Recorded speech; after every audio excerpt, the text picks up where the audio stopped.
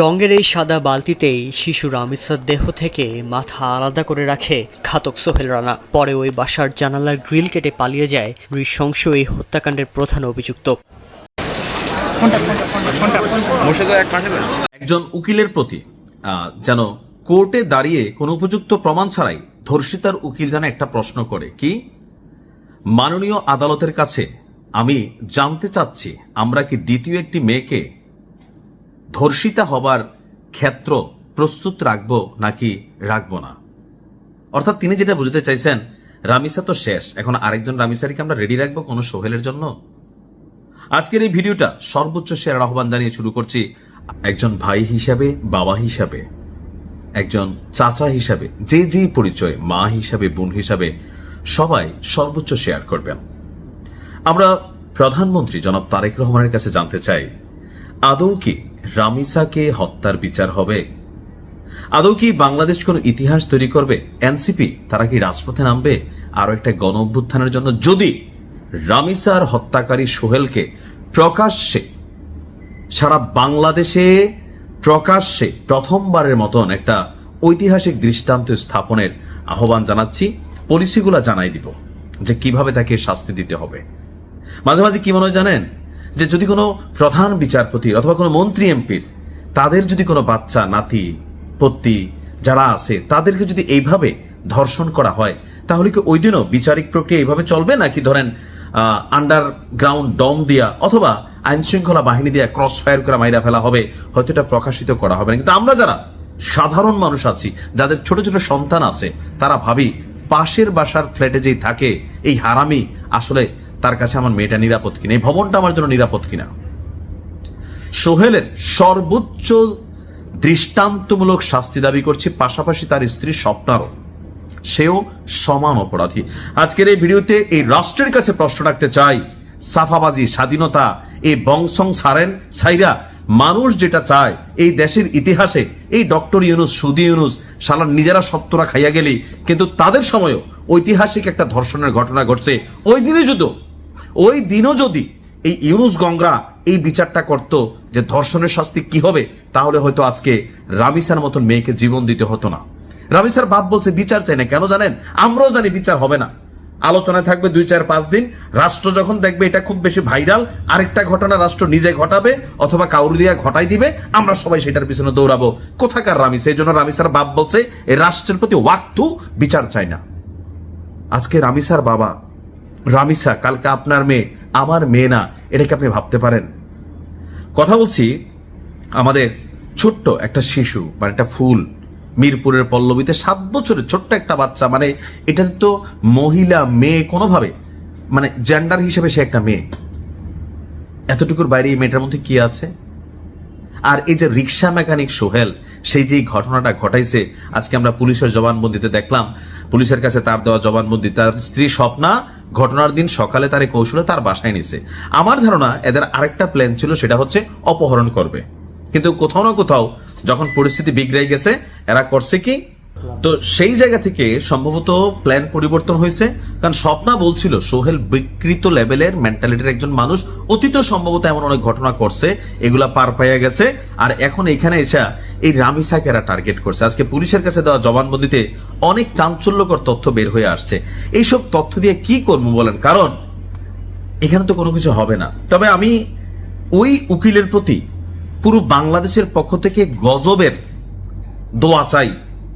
দোয়া চাই, যেই কালোকোটধারী উকিল এই সোহেলকে মুক্তির জন্য কাজ করবে। রাষ্ট্রের একটা নিয়ম আছে, যদি কোনো আসামির পক্ষে কোনো উকিল না দাঁড়ায়, রাষ্ট্র তার জন্য উকিল দেয়।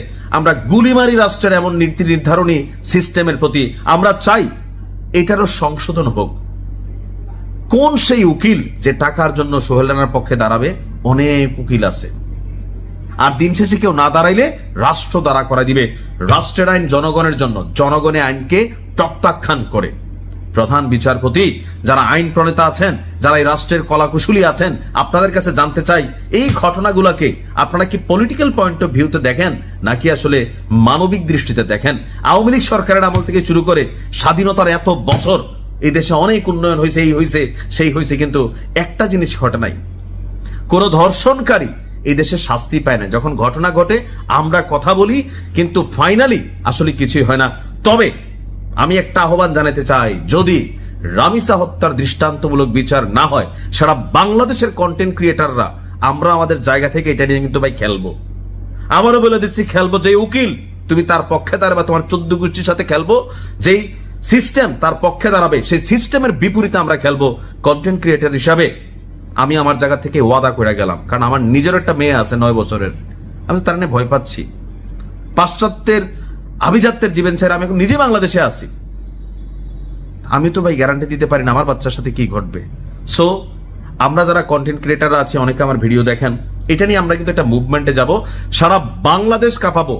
সরকার সাধু সাবধান হয়ে যান, কিন্তু এইটা নিয়ে কোন রকম 900 মার্কা পলিটিক্যাল বক্তব্য দিবেন, বাঙালি এবার জায়গা উঠবে। কারণ রামিসার পর টার্গেটকে আজকে এই সোহেল রিক্সা মেকানিক, হাজার সোহেল আমার আপনার আশেপাশে ঘাপটি মেরা বৈশা আছে ভদ্রলোকের বেশে। হাজারো স্বপ্ন রামিসার মায়ের সাথে পাশের বাসার ভাবি হিসাবে পরিচয়, আপনি বিশ্বাস করতেছেন পাশের বাসায় যাচ্ছে, এখন না যাইও কি পারবে? কিন্তু ভয় তৈরি করতে হবে। ঘটনা কি করতে হবে, আমরা একটা আইডিয়া সরকারের দিয়া দেই। রেসকোর্স ময়দানে তারা লটকাইতে হবে।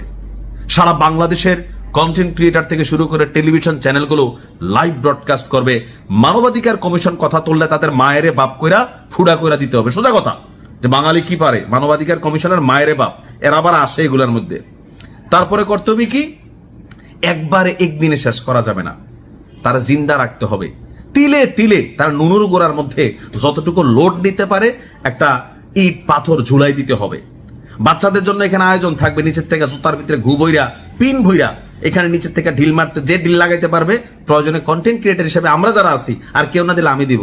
প্রতি ঢিলে মনে করলেন 10 টাকা, গরিব মানুষ কম মাইরেন, সমস্যা নাই। বেশি মারলে হয়তো দিতে পারবো না, পরে কবেন জবান লাইরা ফেলছেন।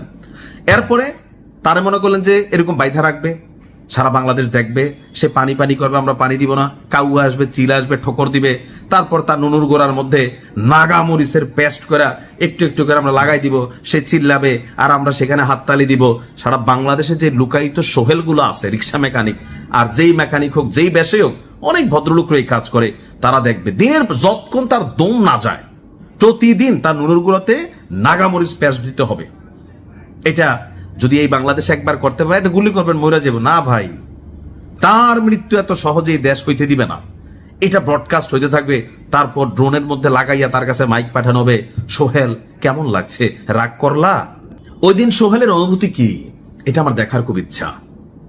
রাষ্ট্রের মধ্যে যত সোহেলরা আছে, আগামীতে বা অনেকের মনে এরকম ধান্দা আছে, পলিসি প্ল্যান, আজকে যখন আমি ভিডিওটা করছি, হয়তো আরো একটা রামিসার জন্য আরেকটা প্রেক্ষাপট তৈরি হচ্ছে। কে সেই রামিসা? সেটা কি আমার মেয়ে, আপনার মেয়ে, আপনার বোন? একজন বাবা হিসাবে যখন আমি চিন্তাটা করি বা এই ঘটনাগুলো পড়ি, চোখে তো দেখি নাই, পুরোটা বডিরে পার্ট পার্ট করে ফেলছে। সো সোহেলদের মৃত্যু ফাঁসিতে অথবা গুলিতে, ক্রস ফায়ারও আমি চাই না। আমি চাই, আমি যেটা বলছি, প্রয়োজনে আরো যাদের কাছে আইডিয়া আছে, হ্যাঁ, মানে এরকম ভাবে জীবন শেষ করানোর জন্য, তো আপনারা দিতে পারেন। আমি আবার জানি না ভিডিওটা আবার কপিরাইট খায় কিনা, বা ধরেন ভায়োলেন্স ক্যারেক্টার যায় কিনা, জানি না। তবে আসলে মনের যে ক্ষোভটা আছে পুরোটা এখানে আমি প্রকাশ করছি। তা আমার কাছে আমার একজন ভক্ত, তিনি লিখছিলেন যে ভাইয়া, আপনি যখন এই ভিডিওটা বানাবেন